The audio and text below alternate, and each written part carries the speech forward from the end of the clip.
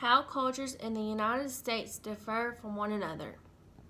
In 2018, it was reported by US.gov that there are 327,167,434 people living in the 50 states of America.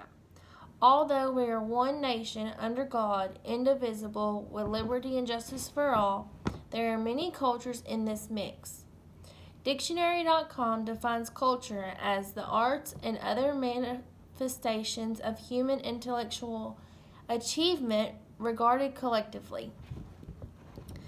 One of these reasons for this is that America is free and many people come from other countries to live here and bring their cultures with them.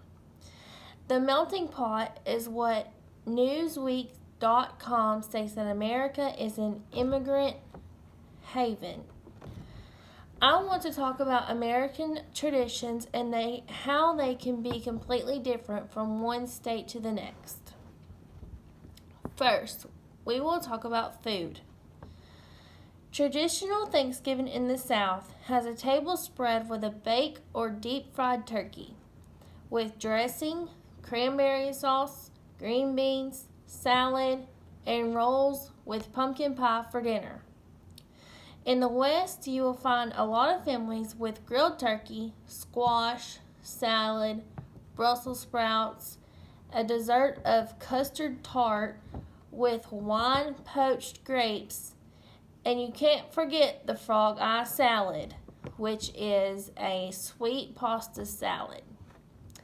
The North, with their slow-roasted black truffle turkey breast with chestnut stuffing, mashed potatoes, mushrooms, and fruit salad. The East, according to Insider.com, will have turkey, sauerkraut, crab cakes, and corn on the cob. One thing all of America has in common is turkey. No matter how it's cooked, there's one on nearly every American's table on Thanksgiving Day, along with the Macy's Day Parade on the television. The next thing we are going to talk about is religion. Another thing we have in common is that God is everywhere in Washington, D.C., says Kyle Butt M. Div from apologeticpress.org. He is correct. Even our money has the national motto on it, "In God We Trust." This motto came to us July 30th of 1956 by President Dwight Eisenhower. It will not take you long to find scriptures on nearly every monument in D.C., including the Isaiah Wall, with scriptures Isaiah 2:4, along with the Ten Commandments in the southern states.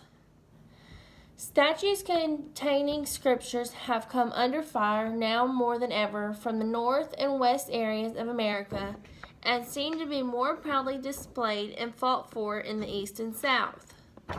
As time has passed, so has the idea of one nation under God.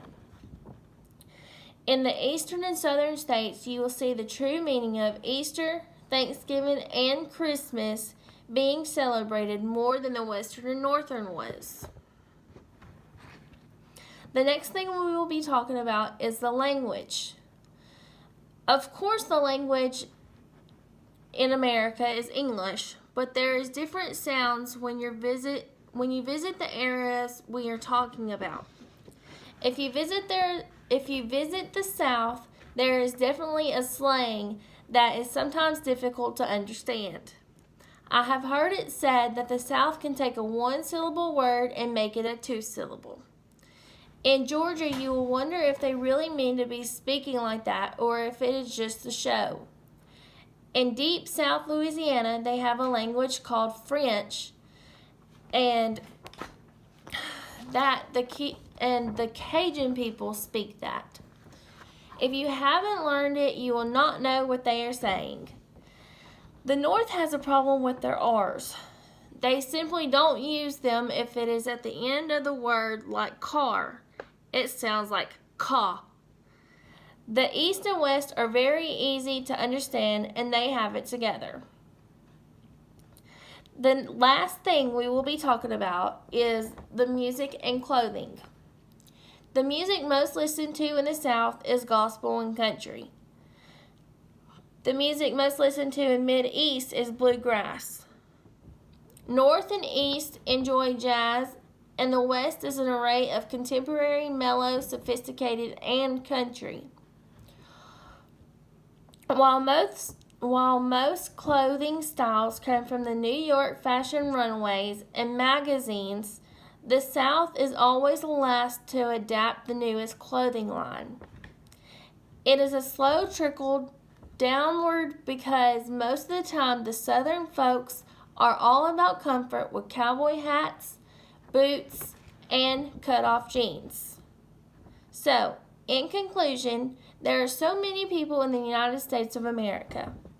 Cultures sometimes change, but for the most part, it is what it is. No matter who you are or where you go, just be you, do you, eat what you like, and wear what you enjoy. We are free to do so in the great country of ours, and that's what makes America great.